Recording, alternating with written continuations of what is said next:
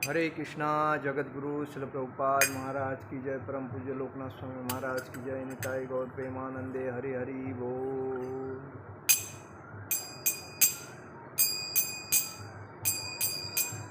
जय राधा माधव कुंज विहारी। जय राधा माधव कुंज विहारी।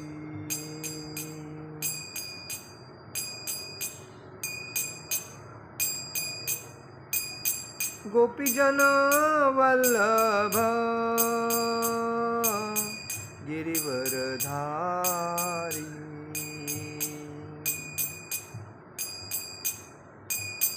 गोपीजन वल्लभ गिरिवरधारी।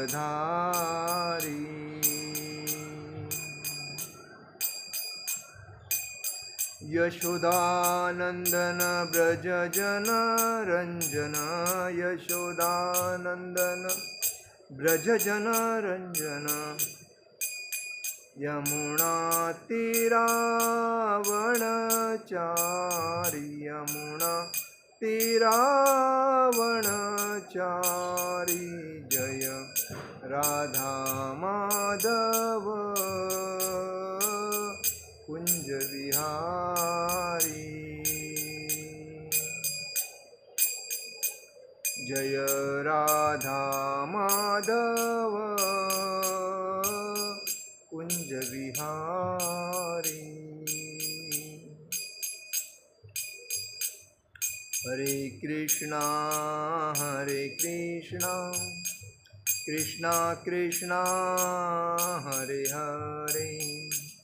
हरे राम राम राम हरे हरे। हरे कृष्णा कृष्णा कृष्णा हरे हरे। हरे राम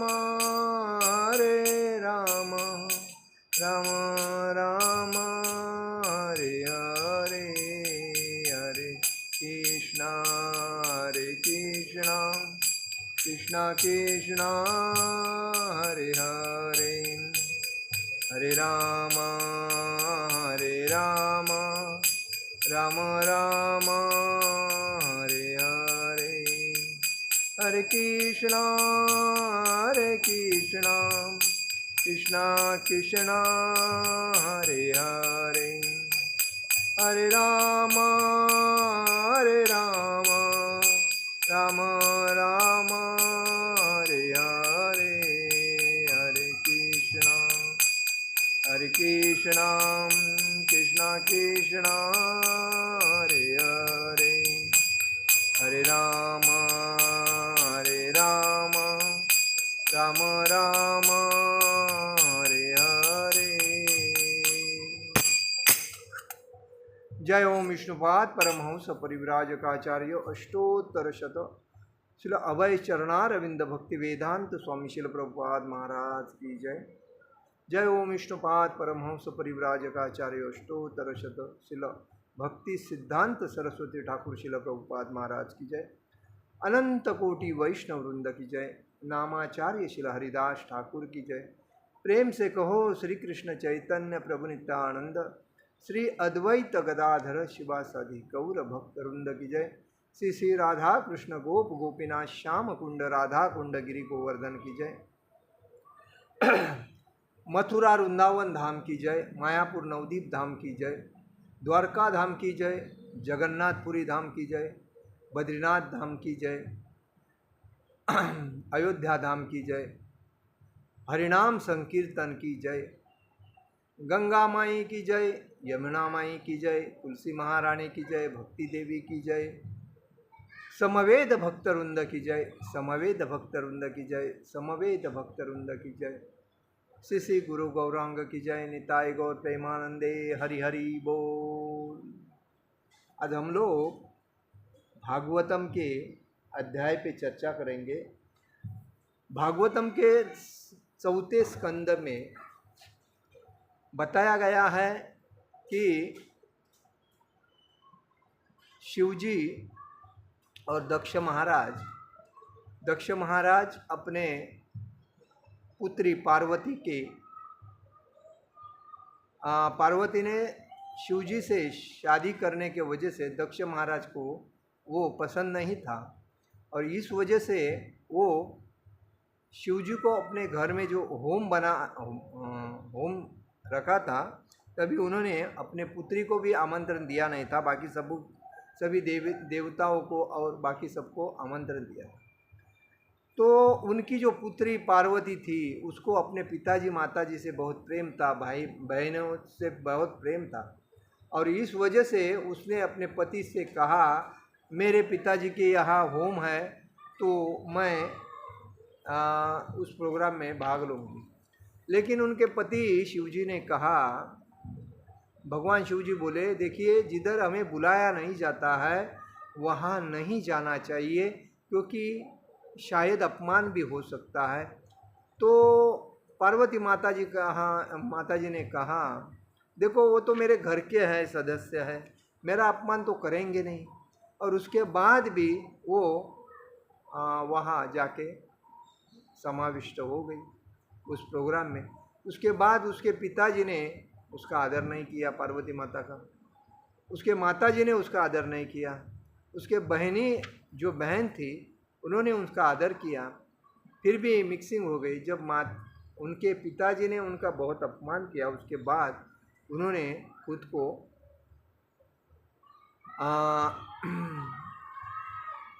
मतलब वहाँ के वहाँ उन्होंने अपना शरीर त्याग दिया। तो ऐसे में भगवान शिव जी ने तांडव करके, जब उनके जो शिष्य थे शिव जी के, उसके बाद उन्होंने कैसा क्या किया उसके ऊपर हम चर्चा करेंगे। देखिए वैसा तो ये सृष्टि का जो निर्माता है, निर्मित किए है, भगवान ने प्रथम ब्रह्मा जी को उत्पन्न किया अपने नाभि कमल से। उसके बाद ब्रह्मा जी ने अपने शरीर से सृष्टि में अलग अलग मतलब प्राणी पक्षी उनको निर्माण करने के बाद उन्होंने भगवान भोलेनाथ को भी उन्होंने ही निर्माण किया। उसके बाद मनुष्य जीवन का उत्पत्ति वाढ़ना चाहिए, इसलिए उन्होंने मनु महाराज को उत्पन्न किया। उसके ऊपर हम चर्चा करेंगे बाद में। तो यह उत्पत्ति जो हुई है तो ब्रह्मा जी के बाद में ही हुई है। तो कहने का मतलब है कि हमें जब भक्ति में हम रहते हैं तो हमें हमेशा दूसरे को आदर देने के लिए आना चाहिए। हम दूसरे का आदर नहीं करेंगे तो हमारा आदर कौन करेगा? इसलिए कभी भी हमें दूसरे को आदर देना चाहिए। इसलिए कहा गया है तृणादपि सुनीचेन तरोरपि सहिष्णा अमानिन मान देना कीर्तनीय सदा हरे। तृण से भी नम्र होकर हमें दूसरे को आदर देना चाहिए। शुरुआत करते हैं। स्वकर्मणा मंगल मंगलानां कर्तु स्वलोकं तनुषे स्वपरं वाम अमंगलानां ततमित्रमुलद्बणं विपर्ययाकेन तदेव कस्यचित्। हे परम मंगलमय प्रभू, शुभ कार्याचे आचरण करणाऱ्यांसाठी गंतव्यस्थाने म्हणून तुम्ही स्वर्गलोक, आध्यात्मिक वैकुंठ लोक आणि निराकार ब्रह्मज्योती ही स्थाने निर्माण केलेली आहेत। प्रत्येकाला त्याचप्रमाणे उर्वरित दुराचारी लोकांसाठी तुम्ही अत्यंत अतिशय भयंकर दुःखसह असे विविध प्रकारचे नरक लोक निश्चित केलेले आहेत। तरीही कधीकधी असे आढळते की त्यांची गंतव्यस्थाने अगदी विपरीत असतात आणि याचे कारण निश्चित करणे खचितच अत्यंत अवघड आहे।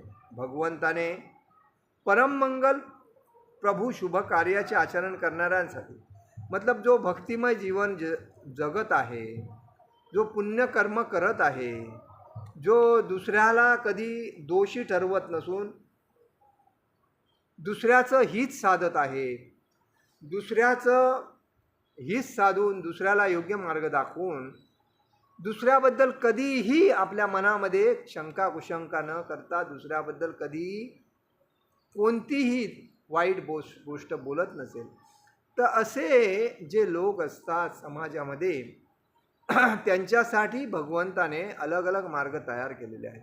आणि जो दुराचारी आहे, जो व्यभिचारी आहे, जो सर्व गोष्टीमध्ये गुंतलेला आहे, आणि त्याच्यासाठी पण नरक यातनाचे मार्ग भगवंताने निर्माण केलेले आहेत. आणि त्याच्यावरच आज चर्चा आपण करणार आहोत. तात्पर्य, पुरुषोत्तम भगवंतांना परमिच्छा असेही म्हणतात. परमेच्छेनेच, ते स्वतःच्या इच्छेने, परमिच्छा, परम मतलब स्वतः. म्हणून असे म्हटले आहे की सर्व काही परमिच्छेने घडत असते. परमिच्छेविना गवताचे एक पातेही हलत नाही. असं म्हणतात ना की भगवंताच्या आदेशाशिवाय एक गवताचं पातही हलत नाही. याचं कारण काय? अरे भगवंताच्या आशेवरच सर्व अवलंबून आहेत. आणि त्यामुळे देव देविता देवी मनुष्य ज्या पशु पक्षी चिटी सब भगवंताच्या आशेवर अवलंबून आहेत. आणि त्याच्यामुळे गवताचे पातेही भगवंताच्या आदेशाविना हलत नाही असं म्हटलं जातं. सामान्यतः हे निश्चित केलेलं असते की पुण्यकर्म करणाऱ्यांची उन्नती उच्चतर ग्रहलोकामध्ये होते.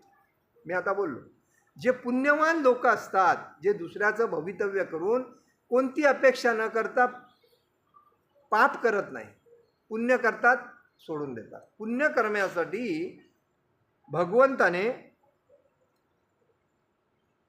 उच्च ग्रहलोकामध्ये त्यांची सुविधा केलेली असते.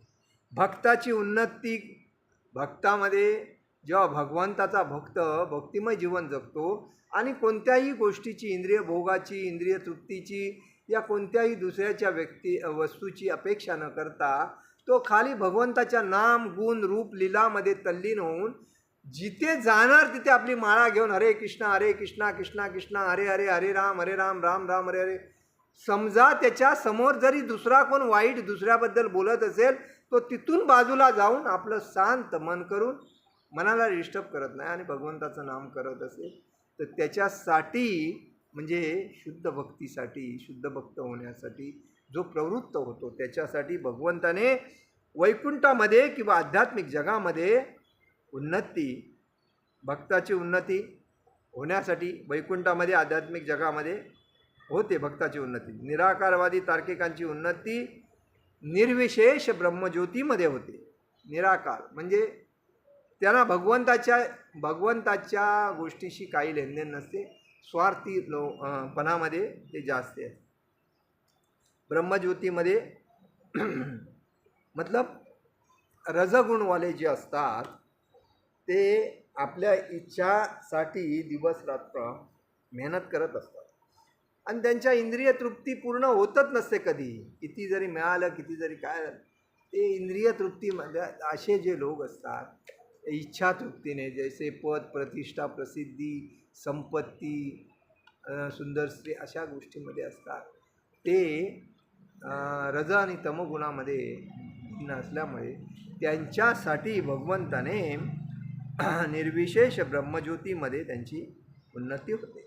परंतु काही वेळा असे घडते की अजामिळासारखा दुराचारी जेव्हा नारायणाच्या नामाने क्षणात वैकुंठ लोकी जातो, अजामिळाने जरी नारायण हे नामोच्चारण आपल्या नारायण नामक पुत्राला बोलवण्याच्या हेतूने केले होते, तरीही भगवान नारायणाने त्याचे नामोच्चारण गांभीर्याने घेतले आणि पापकर्मामध्ये पूर्णतः डुबलेला अशी त्याची पार्श्वभूमी असतानाही त्याला तात्काळ वैकुंठामध्ये प्रवेश दिला.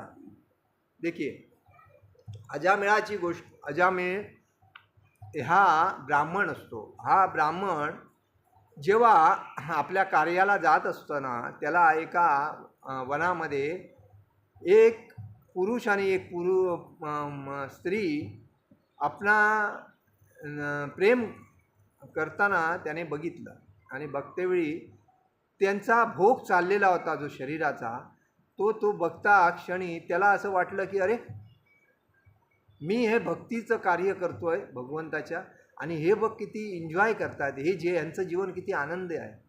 आता त्याला ज्यावेळेस त्याला वाटलं की त्यांचं जीवन आनंदी आहे, तर त्याने त्या कार्याला आत्मसात करायला सुरुवात केली. मग त्याने आपली एक वेश्या आणली, घरात ठेवली आणि तिच्याकडून तो भोग वासनाने तृप्त करायला सुरुवात केली. भोगवासना तृप्त करायला सुरुवात केल्याच्या नंतर तो भक्तीमध्ये त्याचं पतन झालं, आणि पतन झाल्याच्या नंतर त्या स्त्रीपासून त्यांना एक पुत्र झाला. त्या पुत्राचं नाव, त्याच्या घरी जेव्हा ऋषी आले होते, ते ऋषीने सांगितलं की ह्या मुलाचं नाव नारायण ठेव, आणि म्हणून त्याने आपल्या मुलाचं नाव नारायण ठेवलं. आणि नारायण ठेवल्याच्या नंतर जेव्हा ते ऋषीच्या निघून गेले आणि हा जेव्हा शरीराने वीक झाला आणि आजारी पडला, त्याची सेवा करायला कोणच नसल्याच्या नंतर तो मुलगा त्याची सेवा करत होता. आणि सेवा करता करता व्यभिचारी ज्या स्त्रिया असतात त्या आपल्या शरीर भोगासाठी दुसऱ्याला पती बनवतात. नंतर त्याच्याकडून त्यांचा भोग पूर्ण झाल्याच्या नंतर त्या त्याच्याबरोबर राहत नसतात, त्या निघून जातात, कारण त्याला इतरांशी अजून भोग करायचा असतो, त्याला पैसा कमवायचा असतो, प्रसिद्धी कमवायची असतो. अशा त्या व्यभिचारी असतात आणि त्यामुळे ती राहिली नाही, ती निघून गेली आणि त्याचा मुलगा त्याची सेवा करायला लागला. सेवा करता करता जेव्हा तो हमेशा बोलायचा, ए नारायण हे घेऊन ये, ए नारायण ते घेऊन ये, ए नारायण मला हे दे, असा हमेशा बोलायचा, नारायण नारायण बोलत राहायचा. तर जेव्हा त्याचा शेवटचा टाईम आला, जेव्हा एखाद्या पापीला घेऊन जाण्यासाठी येतात आणि भगवान नारायणाचे दूत जेव्हा आपल्या भक्ताला घेऊन जातात, असा जेव्हा प्रसंग पडला, तेव्हा लास्टच्या क्षणाला अजामिनाने जेव्हा, म्हणून बोलतात की शरीर सोडताना जो व्यक्ती भगवंताचं नाव घेतो आणि शरीर सोडतो, त्याला वैकुंठ लोकात कोण घेऊन जातात? विष्णूचे दूतले घेऊन जातात, विष्णुदूतले घेऊन जातात. आणि जो असंच शरीर सोडतो आणि तो पापी असतो, तर त्याला यमाचे दूत घेऊन जातात नरकामध्ये आणि विष्णूचे दूत घेऊन जातात वैकुंठामध्ये. आणि हाच किस्सा अजामिल बरोबर घडला. अजामिलने जेव्हा शरीर सोडता वेळी ए नारायण असा जेव्हा शब्द काढला, तेव्हा हा शब्द वैकुंठामध्ये पोचला आणि वैकुंठामधून त्याला घेऊन जाण्यासाठी विष्णुदूत आले.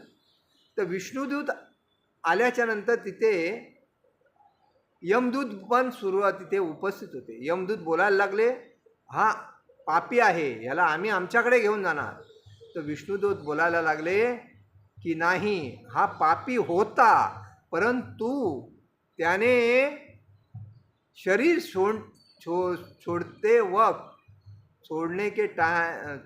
सोडते वेळी त्याने नारायण हा शब्द काढल्यामुळे, नारायण भगवंताचं नाव आहे, हे नारायणाला शब्द बोलल्यामुळे त्याला आम्ही आमच्या वैकुंठात घेऊन जाणार. आणि ह्याच्यामुळे त्या अजामिलाला थोडक्यात म्हणजे थोड्या वेळातच वैकुंठ लोक प्राप्त झाला असं सांगितलं आहे. कारण तो पापामध्ये पूर्णतः डुबलेला होता. आज लोक समाजामध्ये जे भोग करतात, जे पबमध्ये जातात, जे कपडे तोकडे घातलेल्या स्त्रियांशी अंगप्रदर्शन करणाऱ्या स्त्रियांशी भोग करण्याची वासना ठेवतात आणि दुसरी गोष्ट परस्त्री संभोग करतात. हे जे लोक असतात, दारू, मांस, मच्छी, मटण, परश्री, संभोग, बिर्याणी असले जे काय खातात, मटण बिर्याणी, तर हे लोक हमेशा पाप पाप खात असतात. त्यांना वाटत असतं की आम्ही किती एन्जॉय करतोय जीवाची. एन्जॉय करताय ते कशासाठी करताय, तर नरकामध्ये जाण्यासाठी. आणि नरकामध्ये गेल्याच्या नंतर तुम्हाला कोणच वाचवू शकत नाही.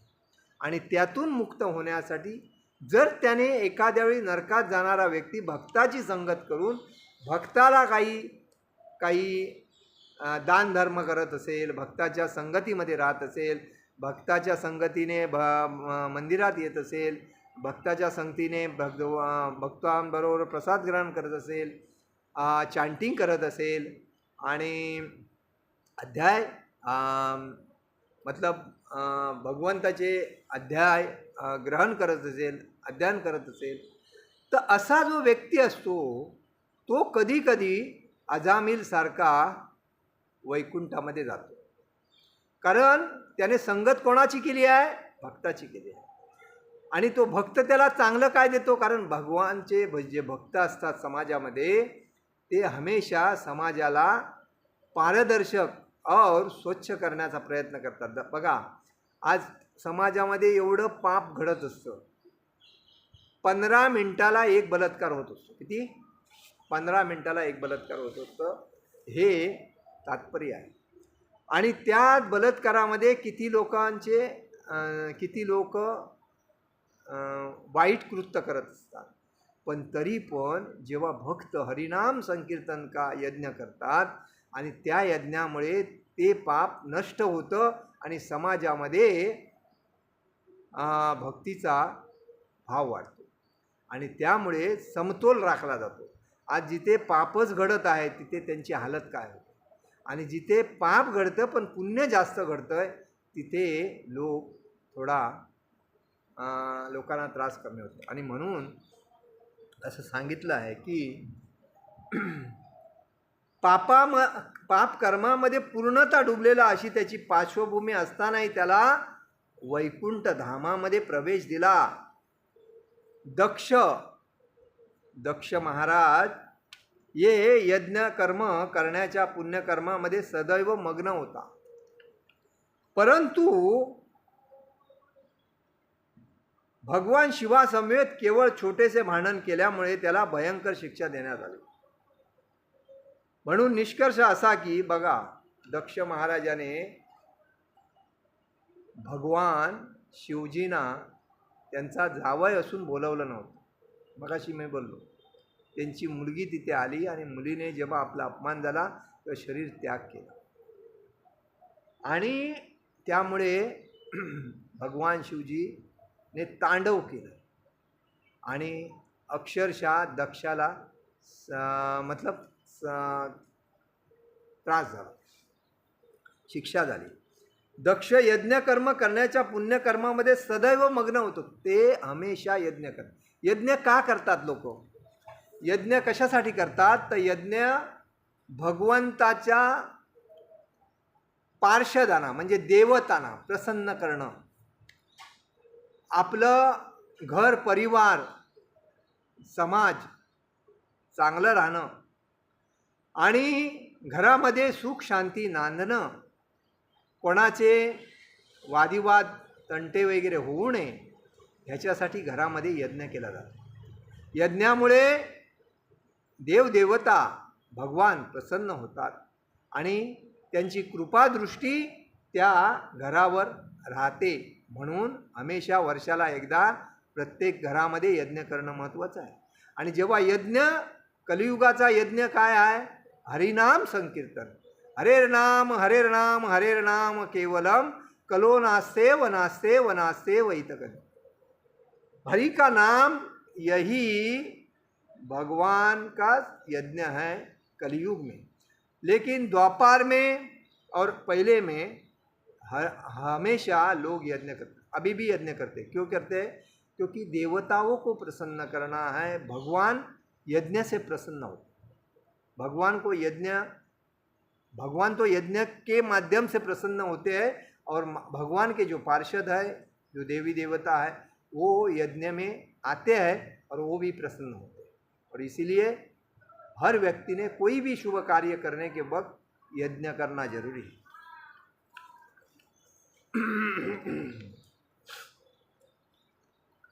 तर म्हणून अंतिम न्याय परम इच्छेद्वारेच दिला जातो आणि न्यायाविषयी कोणीही वादविवाद घालू शकत नाही।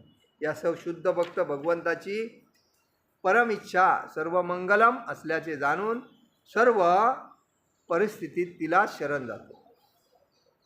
तत्तेनुकर्मपा सुसमीक्षमानो भुज्जान एवात्मकृतं विपाकम हद्वाग्वपूपभिविदधनमस्ते जीवेतयो मुक्तपदे सभादाय भाग। भागवतम में कहा गया है,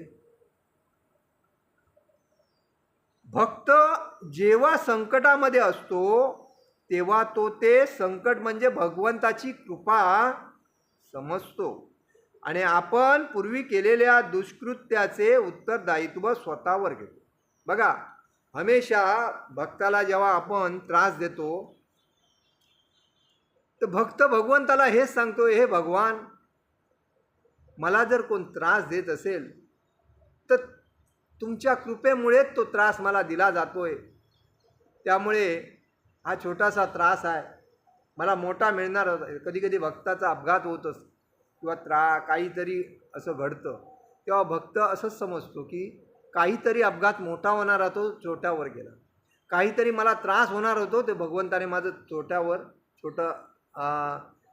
त्रास देऊन मला स्थगित केलं। कारण भक्त हा मोठ्या मनाचा व्यक्ती असतो, तो साधारण मनुष्य नसतो, तो स्वतः भगवंताला पूर्ण समर्पित झालेला असतो आणि समर्पित झाल्यामुळे तो कधी दुसऱ्याबद्दल वाईट मनात विचार आणत नाही। आणि म्हणून तो भगवंताशी, कारण भगवंत त्याच्या हृदयातच असतात। भक्त कधी होतो व्यक्ती, जेव्हा भगवंताला पूर्णतः समर्पित होतो, कोणती इच्छा अपेक्षा मनामध्ये नसते। जे काय करेन ते भगवंतासाठी करेन, जे काय आहे ते भगवंतासाठी, जे काही मी केलेलं आहे करणार आहे भगवंतासाठी आहे।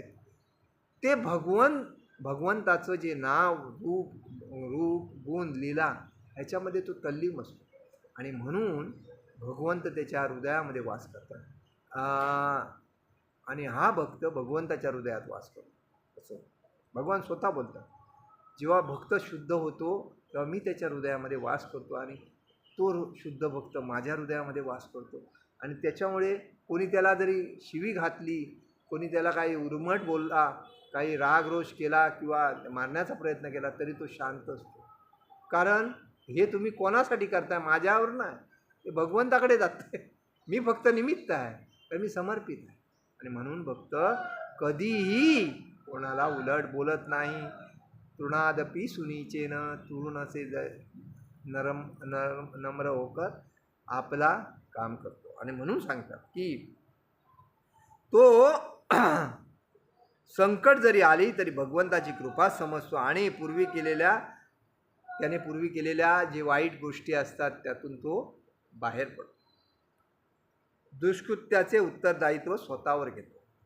अशा परिस्थितीत अधिक प्रमाणात भक्तिमय सेवा करतो आणि विचलित होत नाही। भक्तिमय सेवेमध्ये संलग्न असलेला जो कोणी मनाच्या अशा अवस्थेत राहतो तो आध्यात्मिक जगामध्ये प्रवेश मिळविण्यासाठी सर्वाधिक पात्र इच्छुक असतो।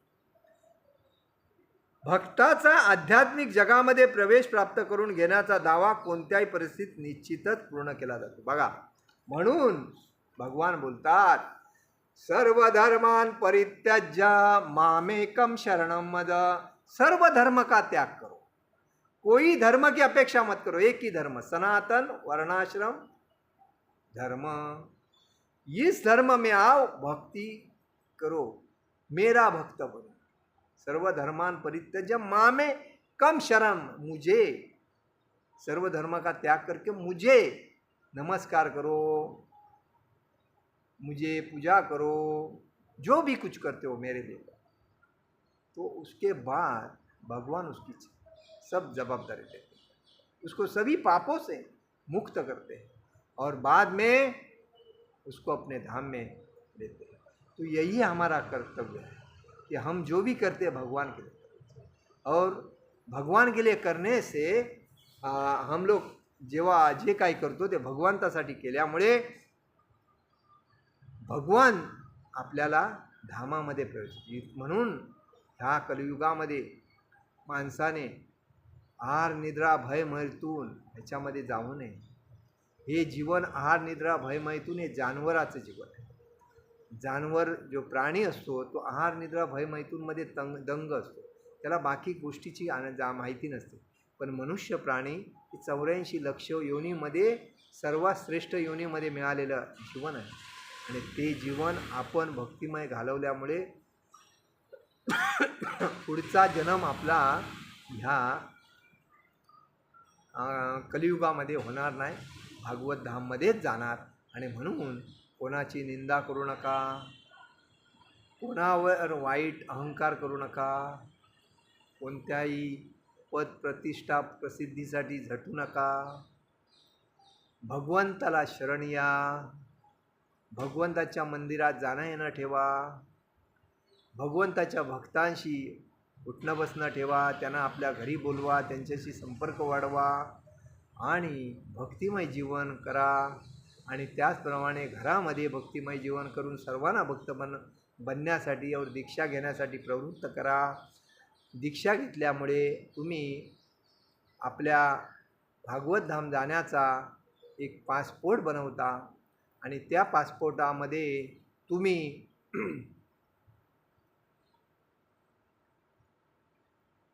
निश्चित जाणार हे सिद्ध होतं. आणि ज्यावेळेस तुम्ही विजा बनवता म्हणजे ब्राह्मण दीक्षा घेता त्यावेळेस तुम्ही हमखास भागवत धाममध्ये जाता. आणि अशा परिस्थितीत तुम्ही कधीही वाईट गोष्टीच्या संपर्कात जाऊ नका. काही लोक हरिनाम दीक्षा घेतात आणि नंतर परिवार बनवतात आणि त्याच्यानंतर परत नोकरीला जातात, बिझनेस करतात आणि त्यांना चॅन्टिंग पण करता येत नाही, गायत्री पण करता येत नाही, दोन्ही दीक्षा झालेल्या असतात, तरी पण त्यांना पॅन्ट शर्ट घालून फिरतात. म्हणजे हा किती मूर्खपणा आहे. तुम्ही जेव्हा ब्राह्मण होता, जेव्हा हरिनाम दीक्षा घेता, तुम्ही भक्तीमध्ये येता म्हणजे पासपोर्ट बनवता आणि हरिनाम दीक्षा घेऊन नंतर तुम्हाला ब्राह्मण दीक्षा दिली जाते, कारण तुम्ही भक्तीमध्ये सरस आहात म्हणून. म्हणजे तुम्हाला विजा दिला जातो आणि विजा दिल्याच्या नंतर तुम्ही पॅन्ट शर्ट घालून समाजामध्ये फिरता. तुम्हाला ब्राह्मण बनवल्याच्या नंतर तुम्ही किती मूर्ख आहात. जो कोण असा करत असेल त्याने आपलं हे मूर्खपणा थांबवणं महत्त्वाचं आहे. त्याने सरळ धोती कुर्ता घालणं फिरणं आहे, कारण तुम्ही ब्राह्मण आहात. पोटासाठी आध्यात्मिकता बाजूला ठेवू नये. आध्यात्मिकता भगवंताची भक्ती वाढवली पाहिजे. जे काम करायचं आहे करू शकता, पण त्यानंतर धोती कुर्ता घालूनच जिकडे तिकडे फिरू शकता. धोती कुर्ता हे ब्राह्मणाचं मुख्य वस्त्र आहे, सनातन धर्माचं मुख्य वस्त्र आहे.